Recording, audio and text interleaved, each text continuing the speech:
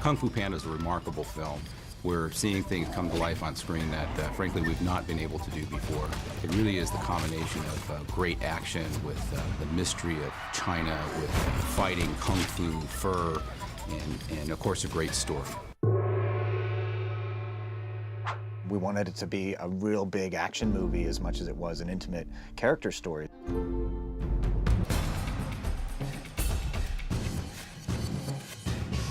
Plus we have characters with fur, and they wear clothing, and those are both very complicated. And in most movies you get to choose one of those two things.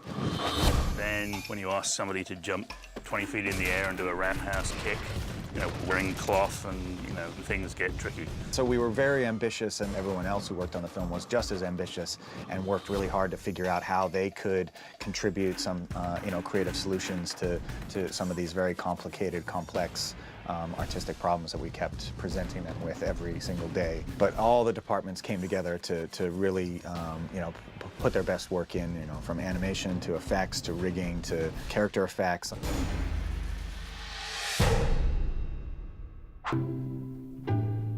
We found very early on that the rigs, which sort of is the internal skeleton of the character, they wouldn't hold up to the physicality of Kung Fu.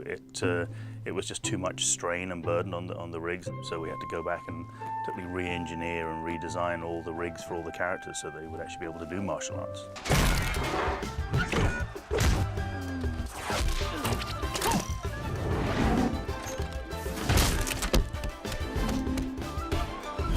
This shot was one that really showed off what you guys were doing with the rig for Viper. It's very important for Viper to be able to twist in ways that should be impossible, and also to have all the breaking points in their shape. It was important for all the Kung Fu to be visible and recognizable. Like here, when she stretches to the left side, you know, it was important for us to actually give a hint of a kick. And this was a great test for the technology, for the character design, for the rig that we put in there. And you know, once we saw this, we kind of felt like we had a character that was going to fly. Overall, I think the coolest thing that you achieved with the surfacing was you maintained the intent of the design. The idea to keep it believable was to actually make them almost more like plush toys. Teddy bears getting in kung fu fights, which I think is the great contrast in the film, that you've got this soft feel and then you've got the hard impact of kung fu.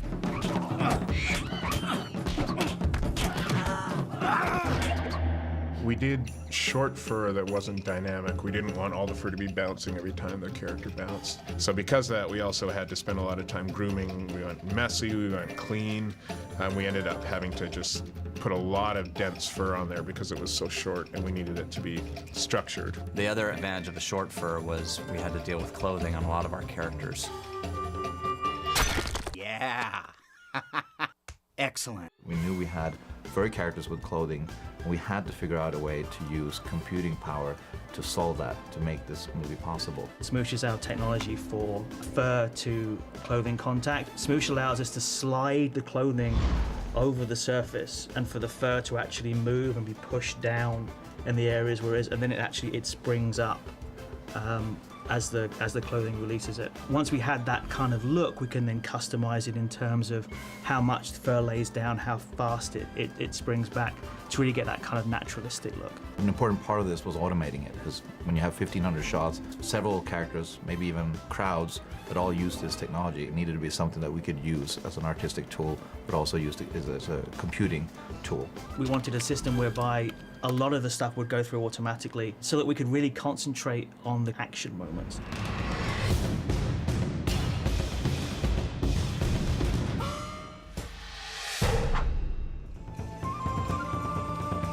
Because we're a kung fu movie, we also had to push the effects in our film further than any movie the studio's ever done before. One of the key examples was Tai Lung's escape, and we wanted to break the last big obstacle, kind of, which was the breaking of the bridge. The first thing we're given is basically an artwork. From rough layout, we have a kind of a choreography of, in general, how things should work. So this is kind of the input that we give to the system, where we paint the different colors on the outside of the geometry, and the system takes that as input and spills out basically the final pieces. or your broken bridge. At the same time, we start adding the detail to add scale to the shots. The rocks that emit from the cracks as the big pieces crack apart. Stuff that exploded from the seating that's falling down. It's important for us to really sell the scale and make it believable. It's a marriage between really art direction and technology, which I think exemplifies to some extent how we approach movie making.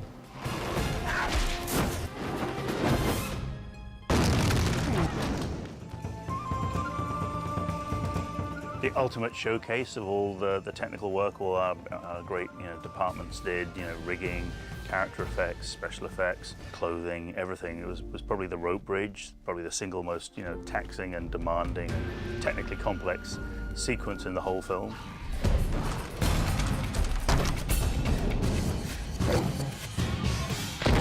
There wasn't a single department that was confident about, oh yes, I've done that before.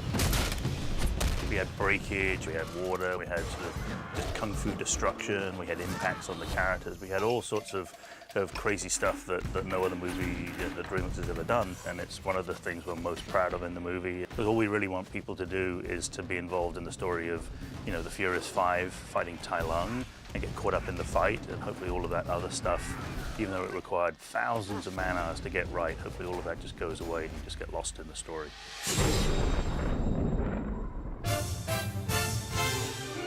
When you're making computer animation, technology is at the essence of what we do. And having the best tool set in the hands of great artists makes great movies. Excellent. The ability to create richer and more compelling images is something that we look to do literally each and every time with each movie beyond what we've done before. Today's technology are bringing to life films that we couldn't have even imagined a couple years ago. And it's exciting to think about where that's all heading for the future.